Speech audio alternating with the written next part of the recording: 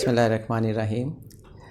ہماری خوش قسمتی ہے کہ آج ہم ڈاکٹر عارفہ سیدہ کے ساتھ موجود ہیں۔ ڈاکٹر صاحب بہت مہربانی، آپ نے ٹائم نکالا۔ آپ اکثر علم کی بات کرتی ہیں، تعلیم کی بات کرتی ہیں، تربیت کی بات کرتی ہیں، تو علم تو ہم سب بہت حاصل کر رہے ہیں، دھڑ دھڑ ڈگریاں ہو رہی ہیں، یہ تربیت کیسے ممکن ہے اور کہاں کہاں سے، کن کن ایوینیوز سے ممکن ہے؟ اس پہ تھوڑی سی آپ روشنی ڈالیں۔ بہت شکریہ آپ کے سوال کا، اور وہ سوال بہت اہم ہے۔ ہر زمانے میں، ہر وقت میں، ہر لمحے میں، ہر صدی میں یہ سوال اہم رہا ہے، اور آج کی دنیا میں اس لیے زیادہ اہم ہے کہ ہم نے احساس کی سطح پر، شعور کی سطح پر، فکر کی سطح پر تو اتنی ترقی نہیں کی جتنی ہم نے ٹیکنالوجی کے حساب سے ترقی کر لی ہے۔ اس لیے ہم سمجھتے ہیں کہ علم بھی کوئی ایسی ہی چیز ہے کہ ایک پلگ آپ کہیں لگا دیں گے اور وہ سارا آپ کے اندر اتر جائے گا۔ نہیں، آپ سن سکتے مگر سمجھنے کو وقت چاہیے۔ دوسری بات آپ نے کہی کہ آج کل علم بہت ہے، میں ذرا سا اختلاف کروں، آج کل تعلیم بہت ہے۔ آج کل تعلیم بہت ہے، بہت ارزاں ہے۔ تعلیم کو علم بننے کے لیے دو چیزوں کی ضرورت ہوتی ہے۔ ایک وہ ماحول جو آپ کے شعور اور آپ کے احساس کی تربیت کرتا ہے، اور پھر آپ کا اپنا شعور اور وہ احساس جو اس تعلیم کو اپنے اندر اتار کے علم بنا سکے۔ ہمارے معاشرے میں جو عام طور پر ہو رہا ہے، اور آپ مجھ سے بہتر سمجھتے ہوں کہ اب ہم صرف اتنا پڑھتے ہیں جسے ہم بہت اچھے ہندسوں میں بدل سکیں۔ اگر ہند سے اچھے ہیں، عدد بہت اچھے ہیں، تو زندگی بہت اچھی ہے۔ کاش کے عدد زندگی ہوتے، کاش کے عدد زندگی ہوتے۔ سوال یہ ہے کہ ہم نے تعلیم کو کس لیے استعمال کیا ہے۔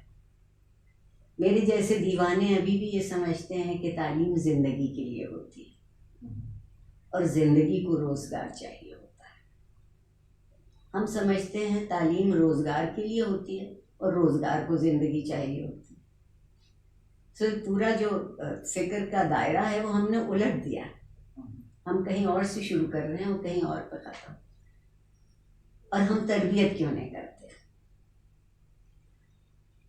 ایک وقت تھا اسی شہر میں جب میں پل بڑھ رہی تھی، اور یقین مان لیجیے کبھی میں بچہ بھی تھی، نوجوان بھی تھی، جوان بھی تھی، اسی شہر۔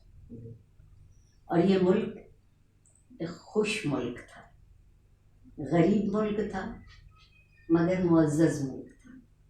غریب ملک تھا مگر ہم سر اٹھا کے چلتے تھے۔ پیسہ جتنا آج ہے اتنا تو کبھی ہمارے خواب و خیال میں نہیں آتا، لیکن اس وقت پیمانے مختلف تھے لوگوں کو جانچنے کے۔ ہم کہتے تھے کہ یہ جو ہمارے پڑوسی ہیں، یہ بات میں اتنی دفعہ کہہ چکی ہوں کہ یہ بہت عمدہ لوگ ہیں، ان کے گھر کا بچہ باہر نکلتا ہے تو ہر چھوٹے بڑے کو سلام کرتا ہے۔ ہم کہتے تھے واہ، ہم کیسے اچھے ساتھیوں میں رہتے ہیں، ان کے گھر سے کبھی اونچی آواز نہیں آتی۔ اب ہم کہتے ہیں ہمارے ساتھ کے لوگ کیسے کمال کے لوگ رہتے ہیں، صبح 3 بجے تک ہلا گلا ہوتا رہتا ہے۔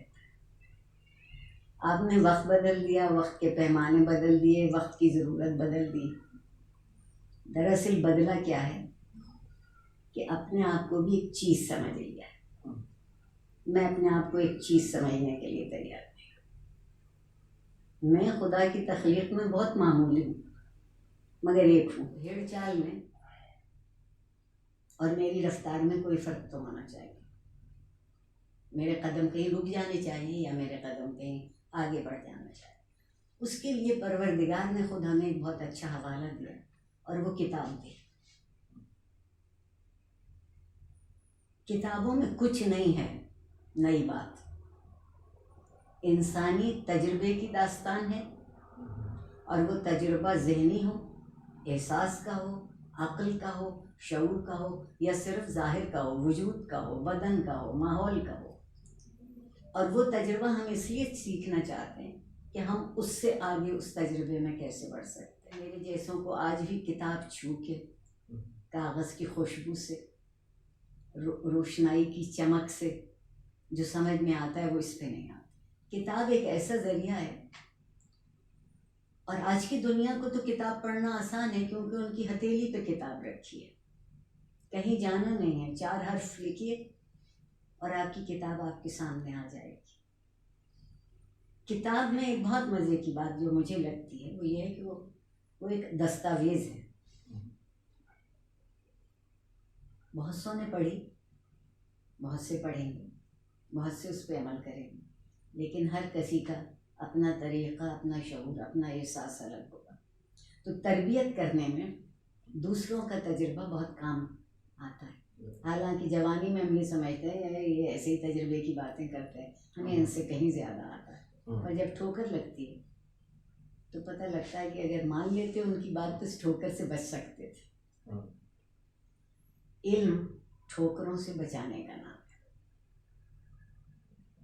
تربیت یہ بتانے کا نام ہے کہ اس راستے میں یہاں ایک گڈھا ہے، یہاں کچھ پتھر ہیں، یہاں کچھ پانی ہے، بچ کے چلے جاؤ گے تو صاف راستہ گزر جائے گا، اور راستہ بنتا بھی ایسے۔ مجھے اور آپ کو زمانے کے گرم و سرد سے بچانا ہے تو پڑھنا پڑے گا، اور پڑھنا اس لیے نہیں پڑے گا کہ گریڈ اچھا آ جائے۔ اس وقت جو نمبر آتے ہیں وہ میرے بے ہوش کرنے کو کافی ہیں۔ 1100 میں سے 1300 نمبر، کبھی خیال و خواب نہیں ہوتا تھا جب 60% پر فرسٹ ڈویژن آتی تھی تو رو رو کے خدا سے دعا مانگتے تھے کہ کسی طرح سے اچھا رزلٹ آ جائے، ورنہ گھر میں بہت سبکی ہو جائے گی۔ ایک قدر کرنے کی چیز ہے، آپ علم کی قدر کریں، علم جس وسیلے سے آ رہا ہے اس کی قدر کریں۔ میں بہت پرانا پاپی استاد ہوں، کبھی میرے شاگرد ہوتے تھے، اب وہ میرے کلائنٹ، سارا تصور بدل گیا۔ میں انہیں کچھ نہیں سکھاتی، وہ مجھے جینے کے لیے تنخواہ کا سامان دیتے۔ آپ دیکھیے کہ علم کو ہم نے کہاں لا کے کھڑا کیا، استاد کو ہم نے کہاں لا کے کھڑا کیا، بزنس بنا دیا۔ آپ زندگی کی ہر اس چیز کو جو اخلاقی ہے یا بہت سے لوگوں کے لفظوں میں روحانی ہے، جو بہت، حالانکہ میرے خیال میں اخلاق، روح سے تو کبھی ملاقات نہیں ہوتی، اخلاق سے ہر لمحے واسطہ پڑتا ہے۔ تو جو چیز اخلاقی ہے ہم نے اس کے بھی پیسے گن لیے، پھر میں اور آپ دل میں بہت افسوس کرتے ہیں کہ یہ بچوں کو لفظ کی حرمت نہیں معلوم، استاد کی حرمت نہیں معلوم، اور جو انہیں وہ لفظ سکھاتا ہے اس کی توقیر کرنا نہیں جانتے، جس کتاب میں وہ لفظ لکھا ہے اس کی کوئی قدر نہیں۔ میں ایم اے میں پڑھ رہی تھی اور میرے استاد تھے doctor professor Abdul Hamid Khan, vice chancellor Punjab university, بہت غضب کے استاد تھے اور بہت سخت استاد تھے۔ میں ان کی اس لیے زندگی بھر ممنون رہوں گی کہ ان کے ڈر سے میں نے بہت پڑھ لیا۔ میں اپنی زندگی سے ایک اور چھوٹا سا واقعہ آپ کو سناؤں۔ میں جب گورنمنٹ کالج میں پڑھتی تھی اس وقت گورنمنٹ کالج کا ہاسٹل نہیں تھا، گورنمنٹ کالج کے طالب علم لاہور کالج کے ہاسٹل میں رہتے تھے، اور میں نے چونکہ اپنا بی آنرز لاہور کالج سے کیا تھا اس لیے میرے لیے وہ بہت مانوس جگہ تھی۔ ان دنوں میں اور میری ایک دوست ہیں جو امریکہ میں رہتی ہیں، زرینہ مجید، ہم دونوں لاہور کالج سے گورنمنٹ کالج تک پیدل جاتے تھے۔ غربت سے زیادہ دل میں یہ خیال تھا کہ لاہور دیکھنا چاہیے، اور روز کسی نئے راستے سے جاتے تھے اور نئے راستے سے آتے تھے،